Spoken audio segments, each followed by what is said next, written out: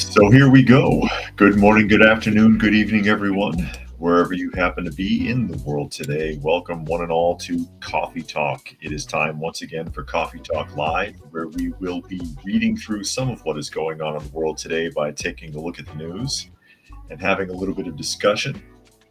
Of course, you can join the live portion Monday through Friday at 2 p.m. Eastern Standard Time on Coffee Talk or Prepper University, and that is at Coffee Talk Live and at Prepper University on YouTube.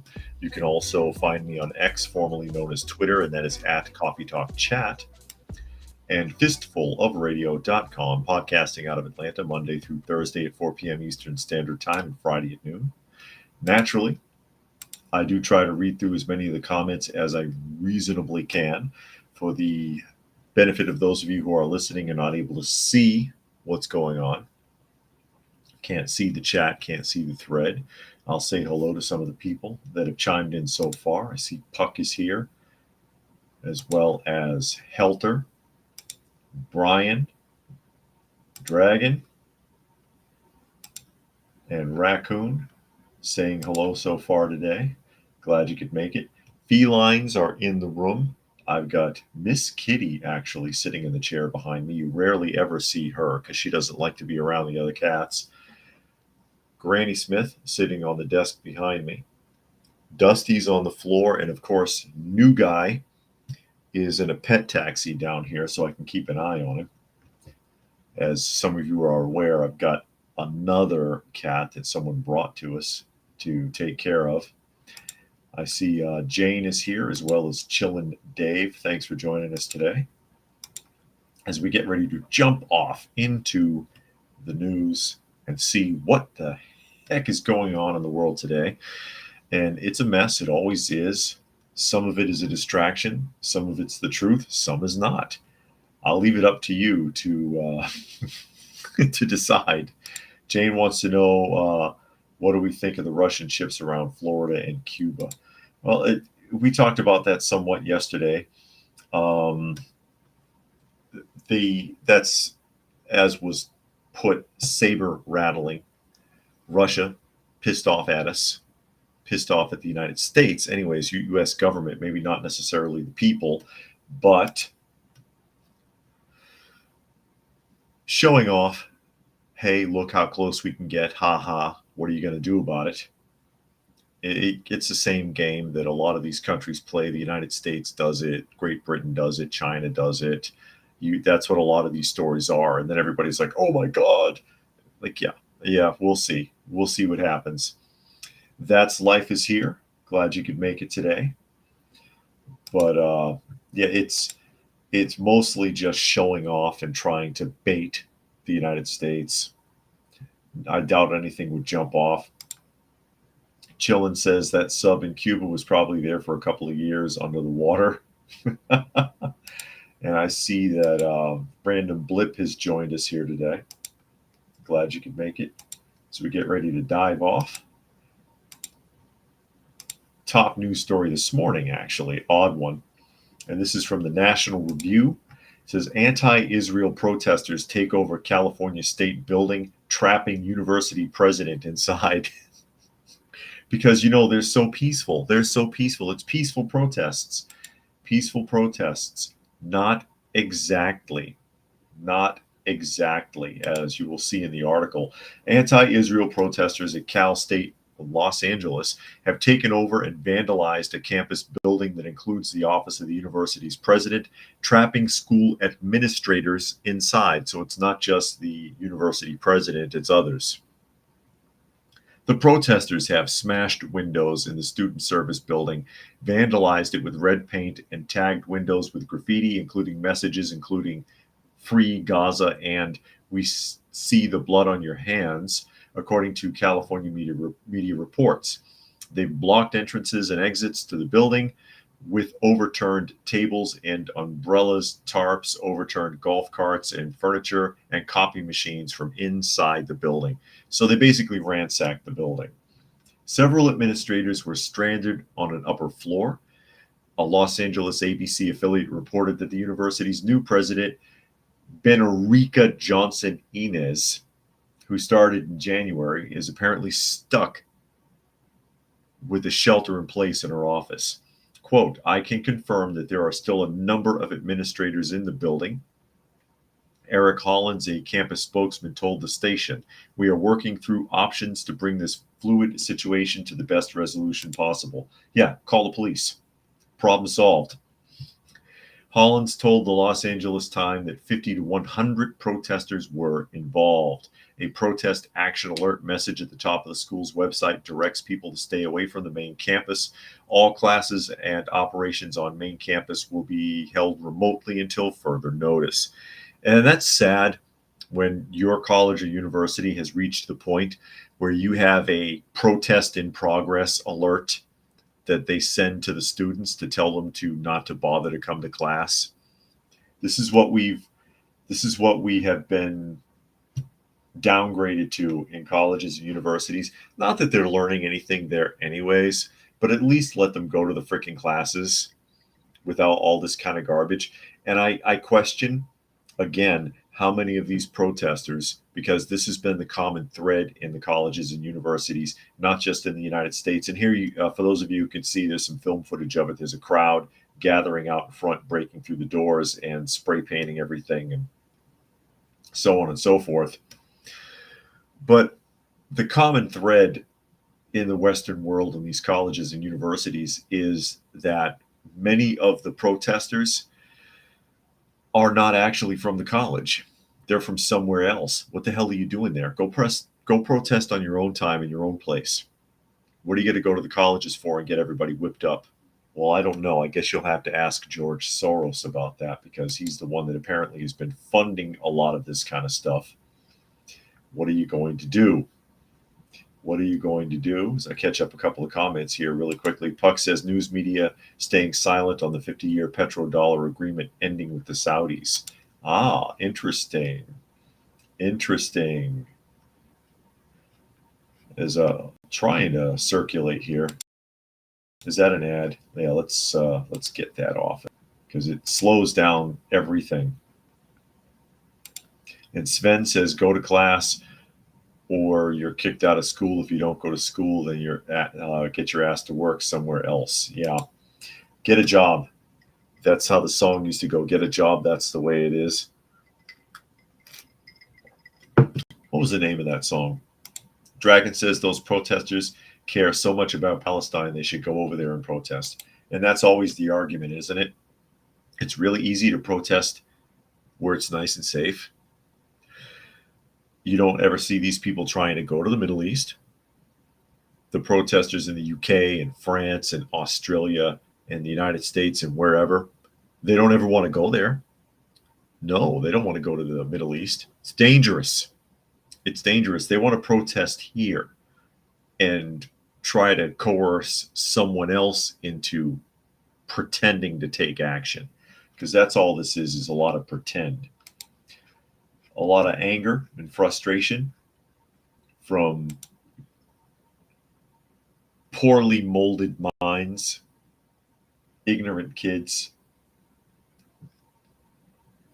who want to lash out, who want to be part of something but don't know what to be part of, manipulated or stupid or both. I remember when I was a dumb kid. I never got involved in anything like this, though. Never got involved in any protests. And just as well. Oh, and I see Turk is here. Glad you could make it today. Jane says what? Jane says, you make so much sense. I try. I try. I try. Puck says, well, hold on a second. It's bouncing around. Puck says these protesters are lame. Saddam Hussein had human shields from the West defending Baghdad. Oh my. And Helter said these schools let paid agitators take over part of campuses because they must cater to donors from other countries. Donors don't always disclose money sent through nonprofits. And we've talked about that a lot since it originally came up, is how many billions of dollars have been poured into colleges and universities in the United States, in Europe, in Australia, in Canada, coming from the Middle East, coming from Iran, coming from Iraq, coming from Saudi Arabia, coming from Lebanon, coming from China. And it's like, what business do you have doing that? What business do you have doing that? And why take their money? Why risk taking their money? They're always, people love saying, follow the money, follow it. Is it leading to Israel or is it leading to other parts of the Middle East? And again, this is something that was under investigation during the Trump administration. He didn't like it. He didn't like it. It was like, why the hell is Saudi Arabia making billions of dollars in donations to U.S. colleges and universities? That doesn't make sense. I want it investigated. And Biden shut that investigation off when he took over office. And I see Legends is here today. And he says he was wondering, with all the charity work you do, it might be possible for it to give you a tax deduction or credit. I have no idea. I don't know how that would work. Because he's talking about, of course, the animals that we take care of. We're not an official shelter. We're not declared a shelter or anything like that. I don't know how that would even work, or how donations would be tax deductible, or not donations, but expenses would be tax deductible. It would be nice, but yeah, that's a whole can of worms, and I would hate to fall under any kind of state, local, or federal regulation on what it is that we do either, because that's the tie-in. That's the dirty end of whatever you do if you're a charity of any kind. Jane says the cats sleep a lot. Are you drugging them? Well, cats are going to routinely sleep. She says she's just teasing. But yeah, cats are going to sleep in a minimum of 12 hours a day. 16 if they're totally brainless. But about 12 hours a day is pretty average for a cat, even if they're half asleep. Puck says if the Clintons can do it, you can too. Yeah, and just make billions disappear, like that $5 billion that was meant for Haiti that still hasn't been found. Still has not been found. But yeah, I got a few sleeping in there. You see Granny Smith there on the table. And then, of course, Miss Kitty, who you never see. And Dusty's on the floor here. And I've got the new little one with me as well. But yeah, I don't know how that would work. And I wouldn't want to get tied again to any state or federal regulations telling me what I can or can't do. I don't know how all that would work. As we shift around here, speaking of the federal government and, of course, Joe Biden. Joe Biden in the news again, along with Alvin Bragg, because they're under investigation, actually. Newsweek article, Joe Biden and Alvin Bragg have been hit with a new FEC complaint. What could these two possibly have to do with one another? I ask you. Can you guess? Can you guess? Of course, Alvin Bragg is the district attorney, the multi-millionaire district attorney. He's worth $41 million. His wife is worth $30 million. And he has a massive salary, apparently, as district attorney of Manhattan. He's getting paid more as a district attorney for Manhattan as the state senator for New York is getting paid. Doesn't make any damn sense. But he said, if you give me the job, I'll go after Trump. He got the job and he went after Trump. But apparently there's a tie-in with the Biden administration that's been exposed, and now it's under investigation, because that would be coercion, wouldn't it? Right-wing nonprofit America First Legal filed a Federal Election Commission complaint on Wednesday against President Biden's re-election campaign and Manhattan District Attorney Alvin Bragg, who recently won a criminal trial against former President Donald Trump. For now, because it's available for appeal and sentencing has not been passed. Trump, the presumptive GOP 2024 presidential nominee, found guilty last month on 34 counts of falsifying business records to hide hush money paid to adult film actress Stormy Daniels shortly before the 2016 presidential election. And we've talked about that a lot. I think pretty much everybody knows, even people who don't like Trump and are all pretending to be thrilled, like on The View, that he got found guilty, knows that this trial was very heavily manipulated. They extended the statute of limitations. They altered the requirements for a misdemeanor to be considered a felony. They did a lot of things that were pretty shady that ought not to have happened. And everybody pretty much knows this. The former president has maintained his innocence, claiming the case was politically motivated against him. His legal team intends to appeal the verdict. And I agree, it was manipulated. I'm pretty confident that that whole thing was manipulated.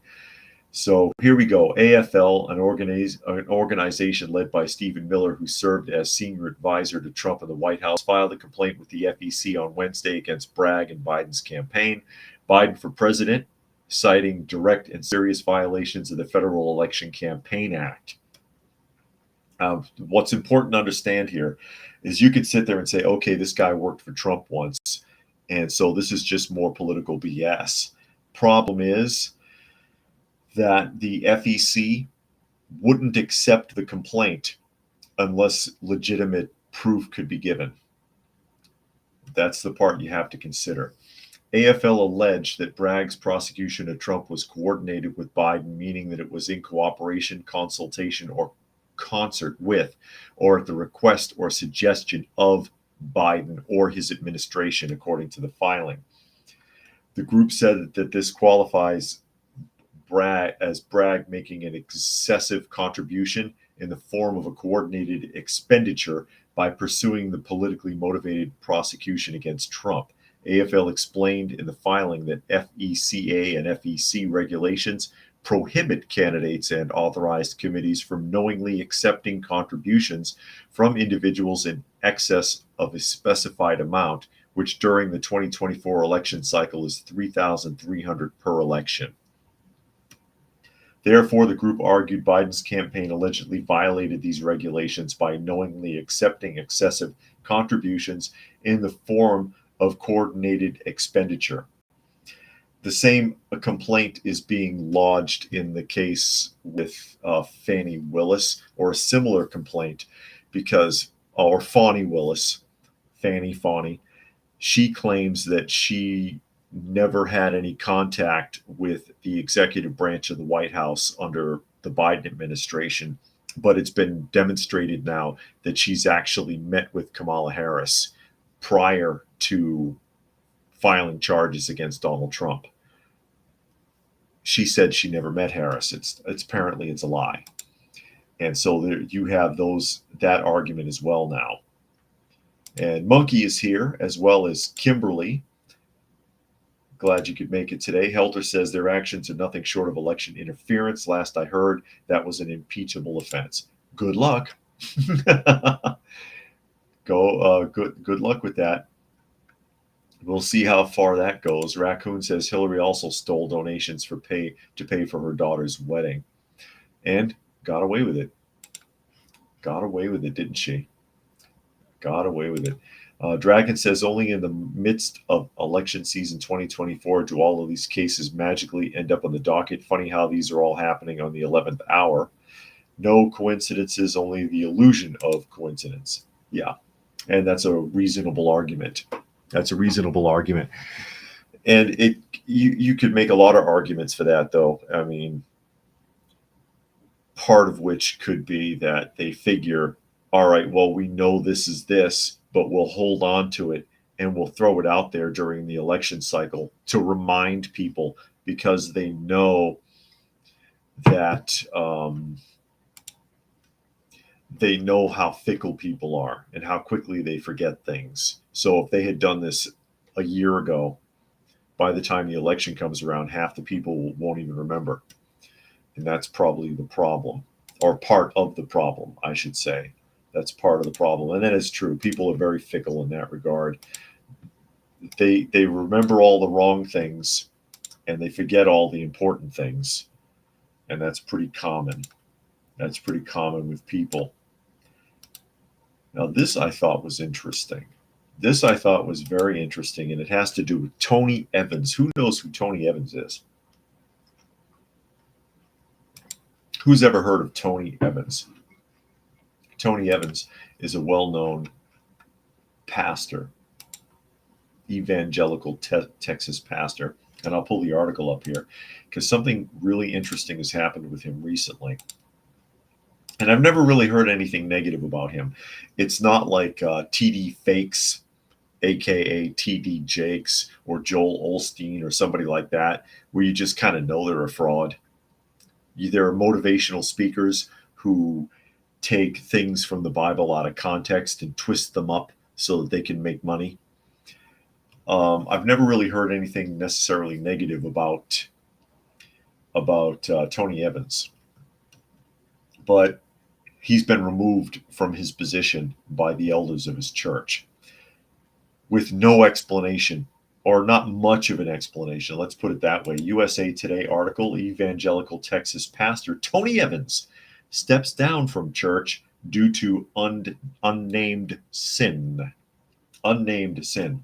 Dr. Tony Evans, a well-known evangelical Texas pastor, has stepped down from leadership at his church.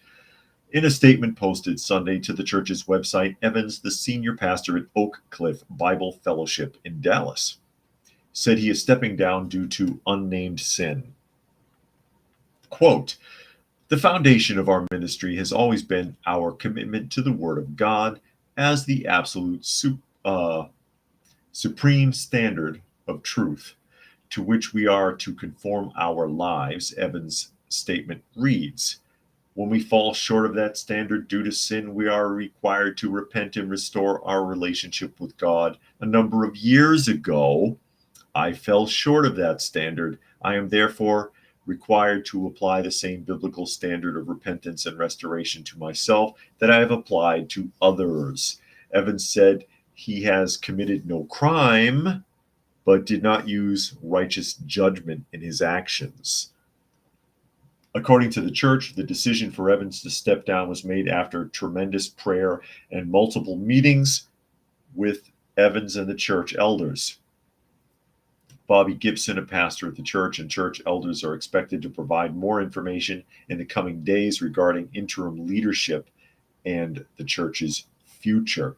Now, this is very interesting because he's claiming that he's committed some sin. He guarantees, oh, I didn't break any laws. There's no crime, technically.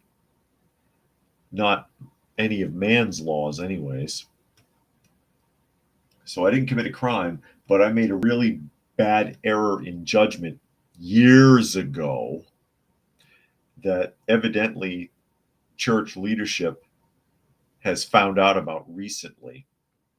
And they had a meeting with him and decided to remove him from the church. But they don't tell you what it is.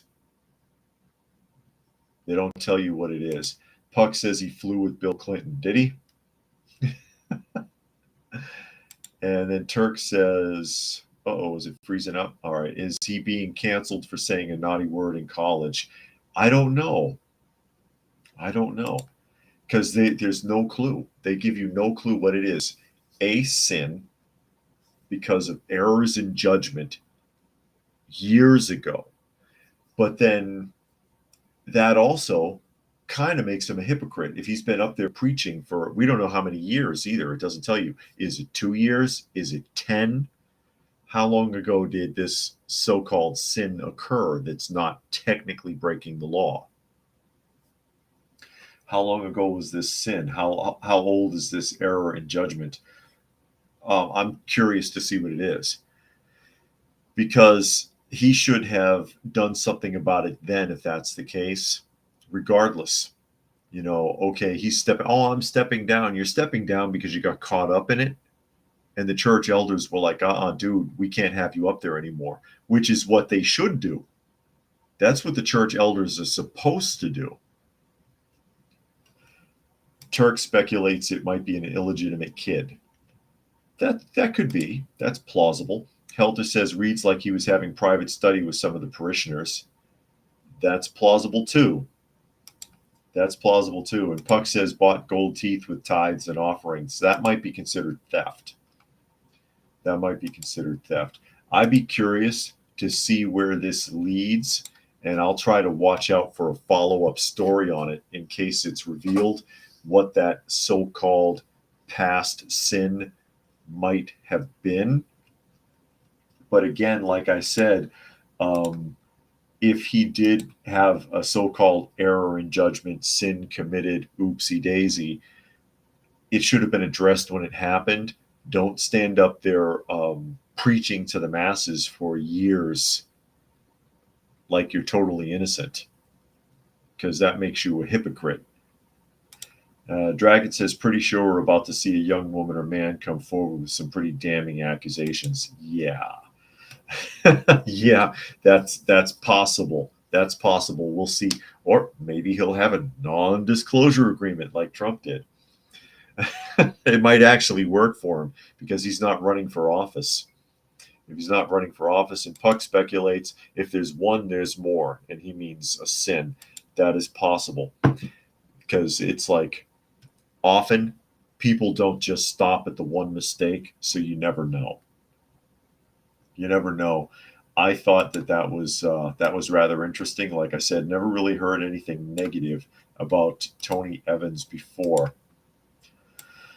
So it's unfortunate that something has occurred in his past that concerned the church elders enough that they were like, "Dude, you need to resign. You need to resign your commission and walk away while you can." Basically, I'm sure it wasn't as cut and dry as, "Oh, we'll just let you go ahead and do some soul searching and come on back anytime." I don't think that's quite how it went.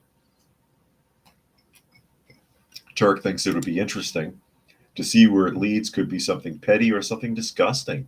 Exactly. Like I said, they don't allude to it at all. They have kept that very secret. They have kept whatever it is very secret so far. So far. Sometimes the truth never comes out. Just ask any conspiracy theorists who talk about the Kennedy assassination. Sometimes you'll never find out anything. Good luck. Good luck. Now, speaking of sin, this is one that could cause me some problems. NBC News: Supreme Court rejects the bid to restrict access to abortion pills. Because, yeah, Lord knows that's the worst of our problems in the United States, is having those pills. I've got a lot of problems with this, but I'll get into it in a minute. In a blow for anti-abortion advocates, the Supreme Court on Thursday rejected a challenge to the abortion pill mifepristone. Mifepristone, meaning the commonly used drug, can remain widely available. The court found unanimously that the group of anti-abortion doctors who questioned the Food and Drug Administration's decision making it easier to access that pill did not have legal standing to sue. President Biden said in a statement that while the ruling means the pill can remain easily accessible, the fight for reproductive freedom continues in the aftermath of the Supreme Court's ruling 2 years ago that overturned abortion rights landmark Roe versus Wade. The whole Roe versus Wade, the original trial, was a scam anyways. I invite people to please look that up and read what that trial was actually about and what they did to that woman, Roe. Roe was not her real name, but see what they did to her and what she went through. Quote, "It does not change the fact that the right for a woman to get the treatment she needs is imperiled, if not impossible in many states," adds Biden. Treatment she needs. See, this is where I have problems. And you've all heard my story about this before. Many of you have heard the story. Some of you might not have. The treatment that she needs. Does she need that treatment? Does she need that treatment? And it's like the problem that I have with it is that there's too many women who use it as retroactive birth control. You can blame dude if you want, but very often you're just as irresponsible. You're just as irresponsible. And I've known people who've gone through this procedure and deeply regretted it afterwards. And one in particular, I've talked about it before, someone I knew in Boston who had done this 6 times. It's like, by the 6th time that you've had an abortion, you think you'd learn to use a condom. You were there too. You can't blame dude. And the last time that she did it, the 6th time, something went wrong and she was no longer able to get pregnant. And she was in tears. She fell apart. And it's like, but you had 6 and you didn't want them. You had 6 and you didn't want them. So, I mean, there are circumstances by which it might be, you might have an argument that it could be necessary. There might be some medical complication, but is that really why most people are doing it? And why is this a big political issue? Why is it a big politics love taking something really emotional like this and playing it up to distract you from everything else? Because that's really what it is. It's a huge distraction. And again, like I said, I can understand if there's some big medical complication, because that does happen. But can you honestly say that's the majority of people that go and get an abortion?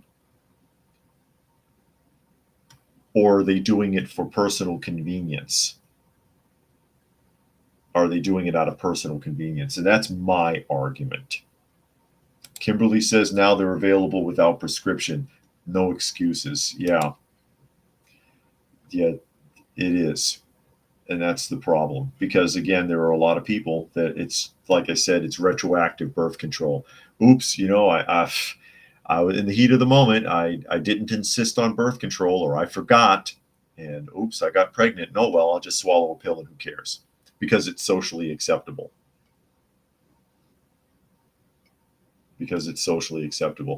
And I dare say probably upwards of 95% of them are just convenience. Probably more, but I don't have a percentage in front of me. I don't have a statistic to look at to share with people. Dragon says they're trying to divert attention away from the leaked Alito audio, trying to claim they work for everyone. What a joke. And Helter says, this was only done for polling issues and concerns. After the election, I would expect this to change. We'll see.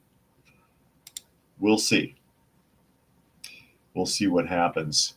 And Chillin being funny here, he says you can hold a quarter against your knee with the other knee and to stop a pregnancy. I don't know what's wrong with you people. But that's a big news article anyways. Oh, we're fighting for your rights by allowing the majority of you to be irresponsible with pregnancy. That's great. But people, unfortunately, they don't have much regard for life anymore. They really don't. And that's sad to see. It really is. That's very sad to see. As we shift around to another article. Going to jump to the District of Columbia. But I've told that story about that woman a few times. I don't even remember her name. Her name began with an A, but I can't really remember her name off the top of my head. It was a friend of my ex's, my first ex. But yeah, and I couldn't have any sympathy for her. I mean, she was blubbering about it. And I was like, you were pregnant 6 times. You could have had a child 6 times. Or not have to face this if you were responsible. That I don't know what to say to some people. I really don't. But back to the District of Columbia. This District of Columbia, one of the worst places to live, I bet. Washington Examiner article, DC Council passes a disputed $21 billion budget with payroll tax hikes.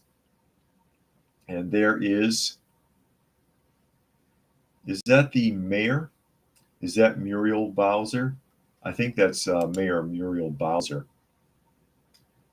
Looking like the cat who swallowed the canary there, because she just screwed everybody over in the District of Columbia. The Council of the District of Columbia unanimously passed a $21 billion budget for fiscal 2025, despite back and forth with Mayor Muriel Bowser. And I'm like, how do you justify spending that kind of money? All of these states and these state budgets, I think Illinois just passed the largest budget in its history, mostly because of the migrant programs. It says the budget includes tax increases and cuts to critical city programs, although some were saved despite Bowser's wish to have other programs cut. The $700 million budget gap the city faced was closed with this budget. Quote, the budget the mayor proposed was criticized as less about shared sacrifice and more about cutting programs that help the last, the lost, and the least. The council collectively has reworked this, and our budget resets the district on the path to fight poverty and promote social justice. Well, that's your problem right there. You'll never get rid of poverty, and you have a really skewed view of what social justice is. Bowser was looking to cut more city programs. She sought to cut the early childhood educator. Why did I say Ecuador? She sought to cut the early childhood educator pay equity fund, a program that subsidizes pay for daycare and preschool teachers, but the council decided to fund it at a rate of $70 million per year. Since the C virus pandemic, Washington has experienced a loss of revenue from commercial property values. In a letter to Mendelson, Bowser expressed her concerns about the budget. So they raised people's taxes and slashed programs that they considered to be critical. Yeah, that's how it works. Instead of correcting how you spend your money, and this is the problem that I find every time I look at an article like this. You remember a couple of weeks ago, we read the one about the Illinois state budget and so on. Instead of correcting how you spend your money or other people's money, as the case may be, since we're talking about tax money, you slash programs and raise taxes. Slash programs, raise taxes. And that's balancing the budget instead of fixing what you do with the money, because they're completely irresponsible with it. In every state, all lawmakers, hell, in every country. Are you in the UK? Are you in Canada? You're experiencing the same thing. Are you in Spain, New Zealand, wherever you are? You're experiencing the same thing. They take the money from you by force because you have no choice. It comes right out of your check. It's not like you can stop it. They take it from you by force and spend it however the hell they damn please. They misuse, misrepresent, and misappropriate your money. They spend it frivolously. They spend it on things you wouldn't approve of. They waste it. They give sweet contracts to their friends behind closed doors. They give themselves raises. Money runs out, they raise taxes. Instead of fixing what you did wrong and being good stewards of that money. Look how they are. Look what they do. Puck says, remember DC elected Marion Barry twice. That's true. That's true. And Tuck says that DC likes the abuse. Jane says that they had a friend who did an abortion 4 times, and now she's a religious nut. She probably felt guilty. Afterwards, and it made her take a 360 or 180, I should say, rather, a 180, facing the opposite direction there. This is what they do. They waste your money. They waste your money. I use the public schools as a great example of this. Something I've talked about often is what an incredible money pit public school is. It's a system you can look at and clearly see it does not work. It's not working. It's a failure system. It's a failure system.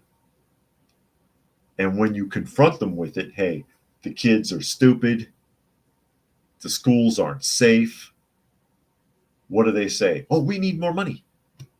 We need more money. And guess what? They get it. They get it because you have no choice. You have no choice. They'll just raise your taxes. They'll raise your taxes. They'll take it right out of your check.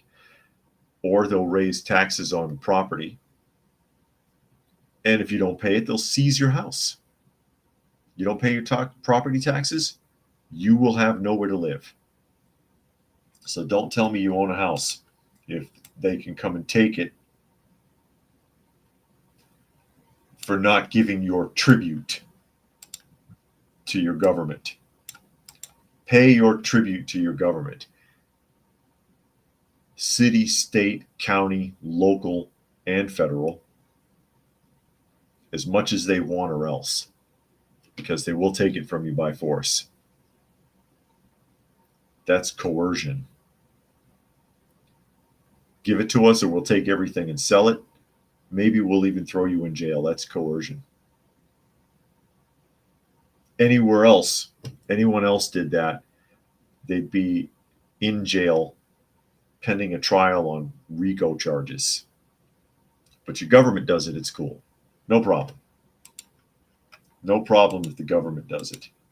Perfectly legal because they give themselves the right to do it. They've given themselves permission, and there's not really much that we can do about it, unfortunately. Monkey says they always thought you get more money if you produce great scores for schools, but it doesn't matter if you do poor or good; they still get more money in the end. Yeah, you get more. You get a. It's a set amount. It can vary from place to place, but there's a set amount per student.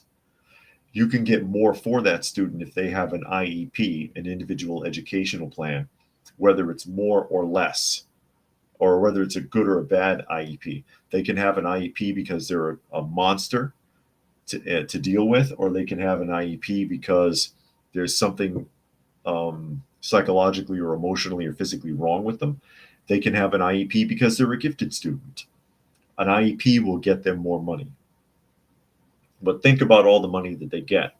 Federal government money, state government money, some places county or city government money, some places, or I think everywhere, there's money that comes from the property taxes. Some states, it comes from lottery, plus they get donations. I mean, it's incredible how much money that they get. And they get no results. Then you have private schools, and I've worked with both, operating on half the budget. Kids are brilliant. Operating with half as much money as the public schools get locally. Well, this is my experience in Kansas when I lived there.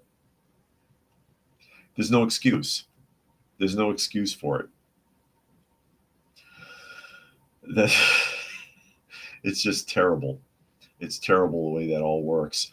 Fluke Man says that the government tells people to treat others same as you want to be treated yourself. I wish. And Kimberly says their granddaughter's elementary school scored so well on their basic skills testing that the teachers won vacations. Oh my God. And one more here. Monkey says, I mean, in general, for schools that produce students that score very well on state tests, assuming they're not making the kids cheat for funds. And so what? They can pass basically their trivia exam. We trained you to answer these questions. It doesn't mean they know anything. It doesn't mean they know anything. Seriously. It doesn't mean they know anything. It doesn't mean that they can read well. It doesn't mean that they can write well. It doesn't mean they can count. You know, Brian says Ned Flanders on tax dollars. Let's not forget the folks who just don't feel like working. You know what the funny thing about taxes is? Read the Bible. God only asked for 10%.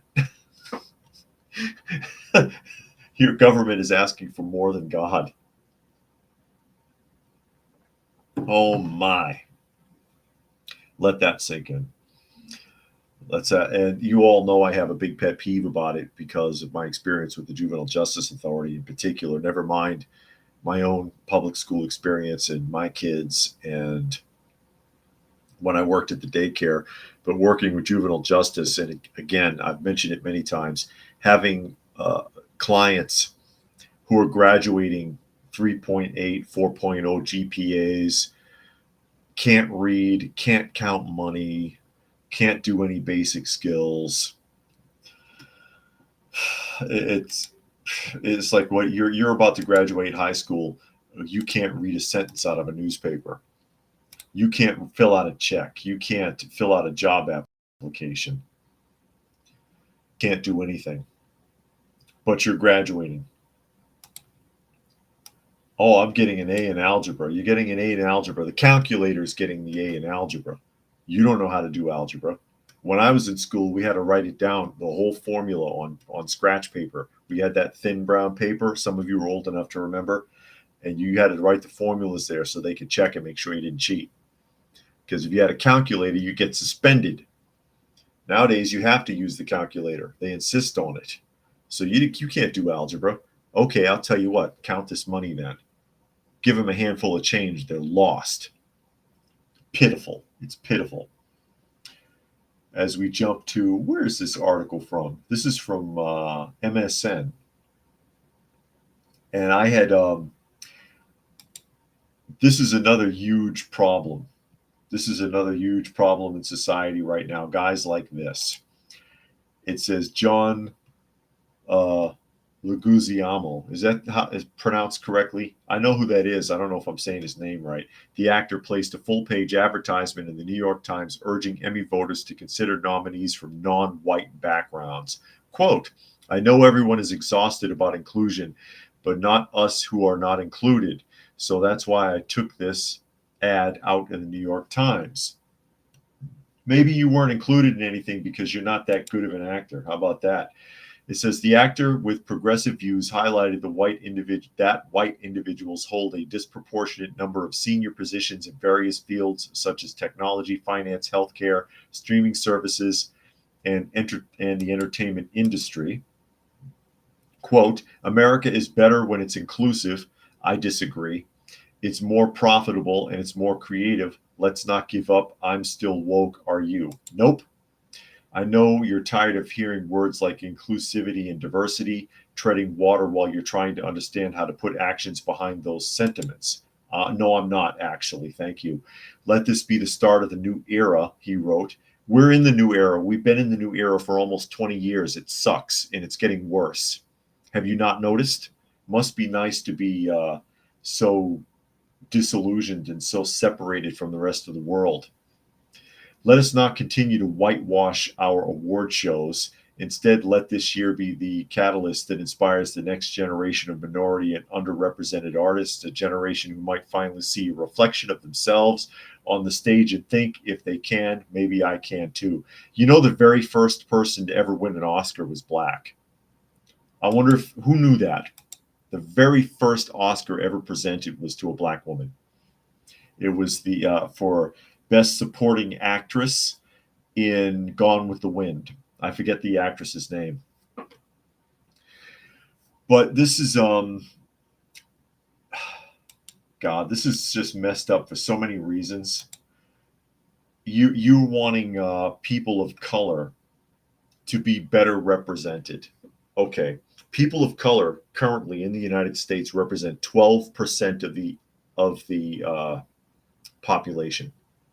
So if roughly 9 to 13%, 9 to 14%, give it a floating average of the people working in Hollywood or in the music industry or wherever are black, then that's a legitimate cross-examination of that. That's a legitimate statistic. But this guy wants to see a disproportionately high number of black individuals or people of color. I guess he counts himself as that because he's Latino, isn't he? Because that means there's equity somehow, or equality. There's equality somehow. And Puck says John L. has a Napoleon complex. Does he? And Puck says black lesbians took over Star Wars franchise. What's he talking about? And Tuck says his best role was the Violator in Spawn. Yeah, I remember him in Spawn. And Dragon says we need to judge people not by the content of their character, but by the color of their skin. And that sums up his points. Exactly. You want to disproportionately give awards to people who may not have earned it. If I'm a white actor who did a stellar job and got beaten out by somebody as a diversity award winner, why should I bother? Not that they should be doing it for awards anyways. Raccoon liked him in Assault on Precinct 13. Well, this is the thing. This is the thing. They want you to disproportionately grant jobs and awards to people who didn't earn them so that we can pretend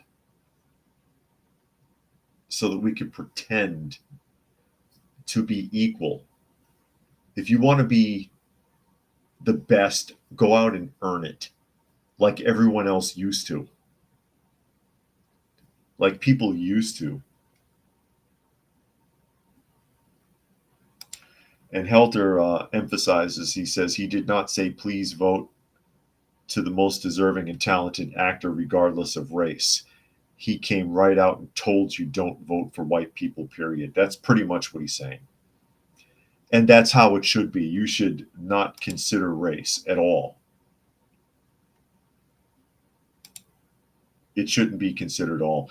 You all want to pretend like it's not important, but then you want leniency or accolades given to a specific color group.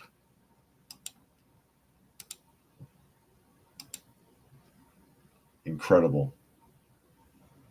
And then that's not equal either. That's not, it's equal if I'm the one getting it. And Puck says that John L. and Robert De Niro are the same height in politics. And then Jane says, bravo, earn it, work it, not get it because of skin color. Nobody should just get something because of what color they are or what gender they are. And like I said, in the last 20 years, we've seen a lot of that based on color and gender. And look where it's gotten us. Things are worse now than they were then. Freaking earn it. Prime Mover says when it's politically correct to be racist, people will be racist. That is true. You all right, Granny Smith? Okay, Granny. That is unfortunately very, very true.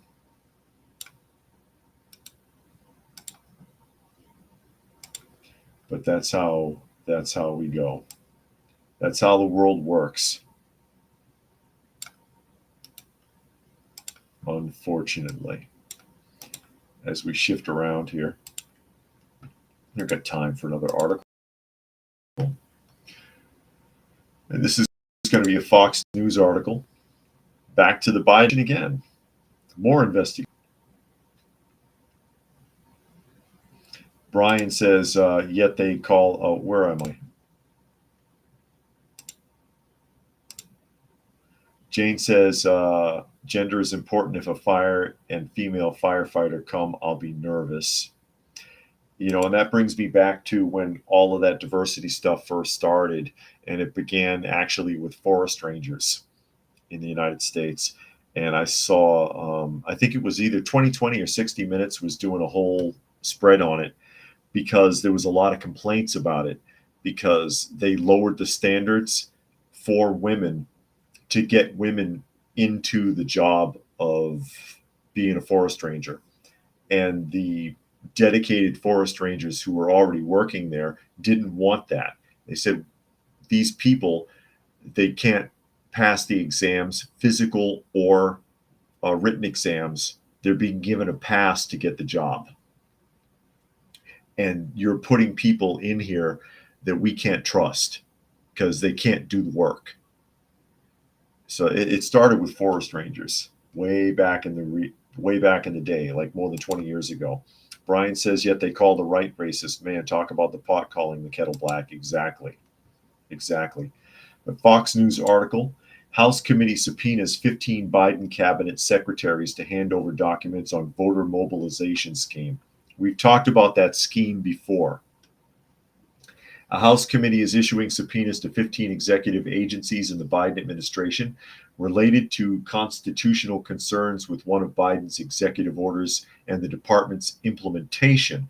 In March of 2021, Biden signed Promoting Access to Voting, and that's the name of the law, which states that executive departments and agencies should partner with state, local, tribal, and territorial election officials to protect and promote the exercise of the right to vote, eliminate discrimination and other barriers to voting, and expand access to voter registration and accurate election information. These things crack me up because I'm always sitting there wondering who that is a citizen in the United States doesn't know they can vote or where to go or how. Why are they always pretending like there's barriers to voting and discrimination and that people don't have access to vote and all this other bullshit? Who believes that? Who thinks this? If I want to vote, I can do it. I know where the hell to go.